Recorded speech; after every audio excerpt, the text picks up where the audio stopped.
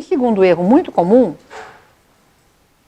é as pessoas serem muito ingênuas a respeito dos objetivos de quem lhes proporciona a ficção. De quem faz os filmes, de quem faz as novelas.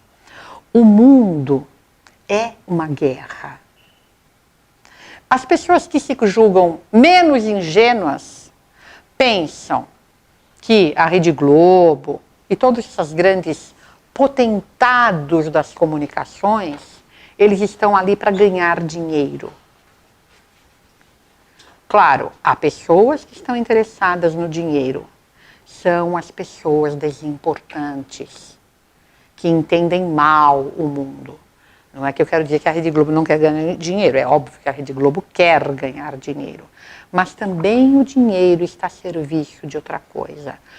A guerra que há no mundo é uma guerra de ideias, porque a guerra que há no mundo é uma guerra pelas almas. Em última instância, tudo no mundo é a luta de Deus, Nosso Senhor, para salvar as almas e do demônio para perdê-las. Quanto mais alto as pessoas estão colocadas, mais elas entendem a guerra por aquilo que ela é. Tem um grande empresário francês, cujo nome infelizmente eu não vou me lembrar, talvez Schroeder, mas acho que não é assim não. Mas enfim, ele não é difícil de achar porque ele é o dono do Le Point. O Le Point, para os mais jovens, é uma revista importante francesa, uma espécie de Veja francesa. Isso, o Nouvel Observateur é bem mais à esquerda, é socialista, o Nouvel Observateur oficialmente socialista. O Le Point não, o Le Point é uma coisa de centro, como a Veja, que oscila, mas uma coisa de centro-esquerda. Uma revista muito difundida, muito lida, etc, etc. Esse senhor tem a seguinte frase: o ser, esse é o grande inimigo. Então esse senhor que publica revistas com pornografiazinha leve, que nem a Veja, e a história lá de entrevistas com políticos importantes, umas críticas de cinema, esse tipo de coisa, mas ele sabe pelo que ele está lutando. O ser é o grande inimigo. Então, pensar que a ficção, sobretudo a ficção infanto-juvenil, tem por objetivos apenas o entretenimento e não é portadora de ideias, é uma grande ingenuidade. A grande luta no mundo é pela conquista das inteligências. De uma certa maneira, pela destruição das inteligências. Quanto mais se fizer com que as pessoas não sejam capazes de observar a realidade e tirar conclusões, quanto mais se fizer com que as pessoas não sejam capazes de pensar, de raciocinar, mais fácil é comandá-las.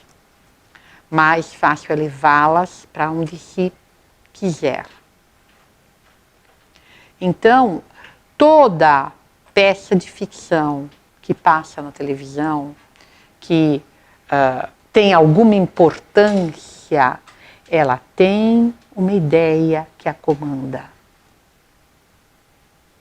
Às vezes isso vai ser muito imperceptível, mas vai estar lá. Vocês vejam, por exemplo, uma coisa assim, que provavelmente as pessoas que liam os livros naquele tempo não pensavam. Existe em literatura uma teoria criada na Universidade de Constança chamada teoria da recepção. A teoria da recepção é de raiz fenomenológica, portanto má filosoficamente, mas ela tem aspectos interessantes, porque como ela cuida do fenômeno, ela analisa bem o fenômeno. Então, ela sempre vai analisar como uma obra literária é recebida. Então tem uma coisa que se chama horizonte de percepção, que analisa onde é que está o sujeito que lê a obra e como a obra vai ser percebida em diferentes épocas. E como coisas que, digamos, eram importantes no momento em que elas foram escritas, quando a obra é lida 100 anos depois, passam desapercebidas. Então,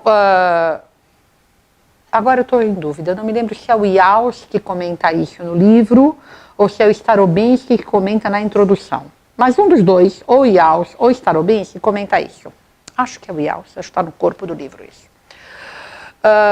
Que havia, no século XIX, um grande interesse por redução da natalidade. Tem aquelas teorias, né, do Malthus, toda aquela bobajada sobre PAPA e APG, etc, etc. Então havia um grande interesse em reduzir as taxas de natalidade. Então, que os romances do século XIX, sempre que eles são escritos por pessoas importantes, que sabem qual é o jogo do momento, as pessoas têm poucos filhos. O que absolutamente não refletia a realidade da época. Tem, por exemplo, um autor que eu estudei especialmente, o Júlio Diniz, é um autor português do século XIX.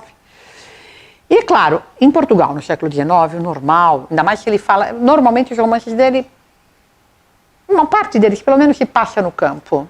Normalmente no campo as pessoas em Portugal tinham muitos filhos. A minha mãe, que é da década de 20, é de uma família de 9 irmãos. E isso de jeito nenhum era uma exceção. Isso era o padrão na aldeia dela, ainda na década de 20. Muito mais no tempo do Júlio Diniz. Todo mundo nos romances do Júlio Diniz são 2 irmãos, 2 irmãs. Se a gente vai ler a Jane Austen, todo mundo, no século XIX, nos romances, as pessoas têm poucos filhos. E esse autor comenta. Isso é porque esse era o projeto. Tem também uma pesquisa de uma universidade inglesa que fala das novelas, onde chega o Sinal da Globo, analisa o Sinal da Globo e a queda de natalidade no Brasil. Agora não me lembro mais, acho que na década de 80. Eu tenho todas as referências, se alguém quiser depois pedir por e-mail, pode pedir. Mas o fato, porque nas novelas as pessoas têm muito poucos filhos, isso vai influenciando a população. Então eu dou esses exemplos de livros, né, mas tudo que é importante tem ideias por trás. Tudo é feito para transmitir ideias. A guerra no mundo é pelas ideias. E a ficção tem um papel importantíssimo nisso. Nós vamos ver por quê.